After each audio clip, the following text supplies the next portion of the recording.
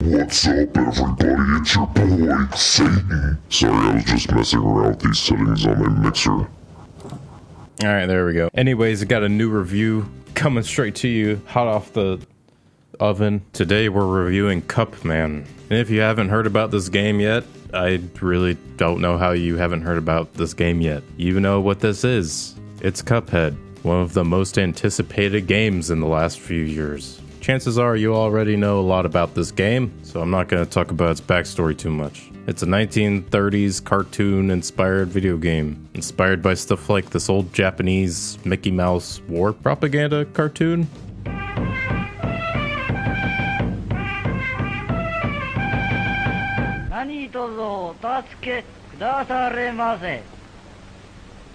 Okay. And this game is hard, like pretty hard, but it's really not this hard. What do I have to do?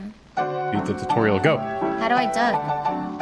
I don't know. If only there was some sort of explanation.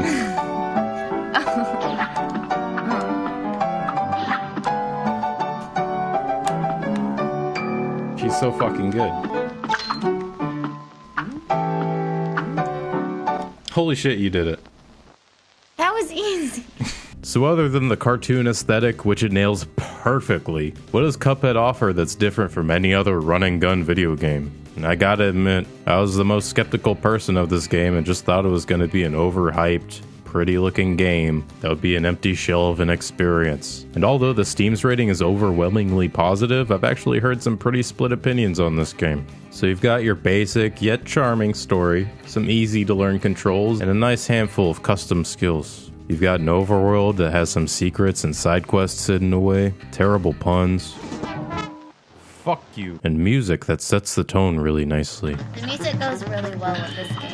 Okay, that's basically what I said. So starting with the feeling of the controls, everything works really well. Switching between different firing modes is easy and fun, especially when you gotta change firing modes depending on what certain bosses are doing. Cuphead's movement is smooth. Dashing in and out of dangerous situations is quick and satisfying, and your low health makes encounters exciting and risky. It's sort of a baby Toho game with its bullet hell elements, except it's in 1930s paint. The game is about 80% bosses and 20% run and gun levels. The platforming levels aren't too great, which is weird because back in 2015 after E3, they decided to expand their team in order to make more platforming segments, feeling that a boss-only game wouldn't be good enough and fans wanted more. So they remortgaged their house in order to build their company bigger.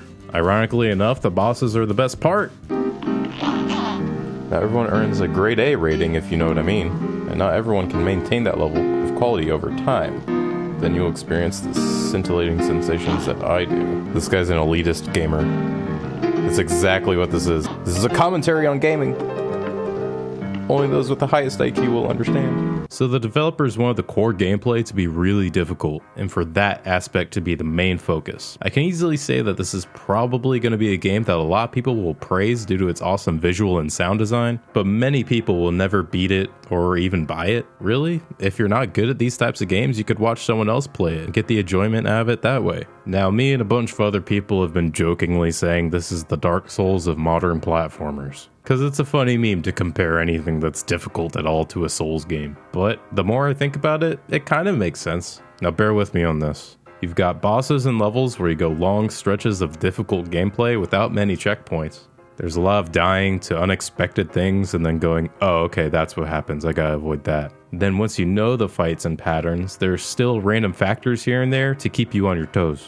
Some of the RNG is subtle. Sometimes it's how the boss moves around, or the timing that an attack comes out after it's telegraphed to the player. Things like this require small adjustments to your timing that's already precise. And some RNG factors are more blatant, and they can inadvertently create claustrophobic arenas or situations where taking a hit is almost unavoidable.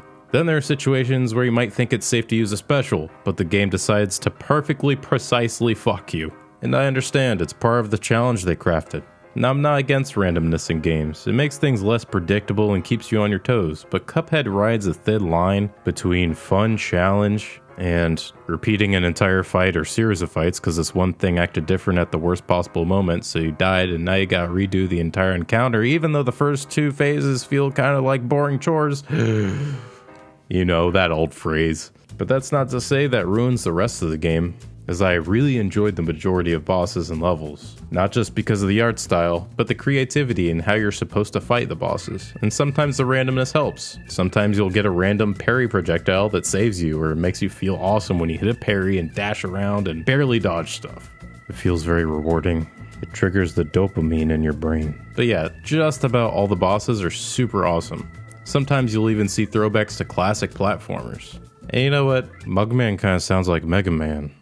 I wonder if that was intentional. So other than those things, the only other nitpicks I kind of have with the game are the parry system is kind of garbage. I like the idea of parrying, and sometimes it worked out really well. Other times it just didn't feel like it was fine-tuned. Sometimes you'll land on a random platform the moment you want to parry. Sometimes you'll literally be mid-parry animation and it just won't parry at all. And sometimes the parryable objects are stuck within another hitbox and it's kind of finicky. It just doesn't work how it feels like it should work. Specials should maybe have an iframe somewhere. You get really punished if you use a special in kind of the wrong time, since random attacks can happen at any moment very quickly. And the last two specials aren't that great or fun to use compared to the first one, like the invincibility lasts like 3 seconds and takes all your cards.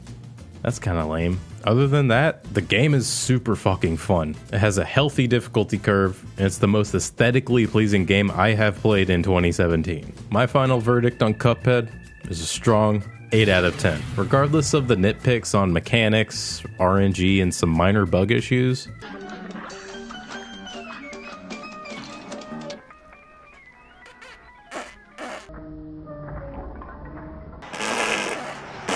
I honestly had a lot of fun playing this game. It's one of the coolest shoot 'em ups I've ever played. Where the game shines is the design of the boss fights, visually, audibly, mechanically, and I'm really happy the majority of the game is boss fights. It's just one after the other, and you just can't wait to see what comes up next or what it transforms into, how the phases go.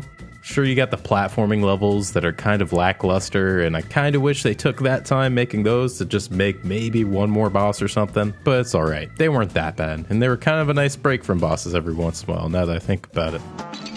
Wow! What the fuck was that? And for $20, I got around 12 hours of gameplay that I really enjoyed, beating the game and replaying some levels for a pacifist rank. So that'll be it for this review. Thanks for watching, everyone. Let me know what you thought of Cuphead if you played it. Subscribe for a new review every week. Share this video if you really enjoyed it. It would really help growing and fostering the channel. Thank you guys, and I'll see you guys in the next Skullcast review of Yes.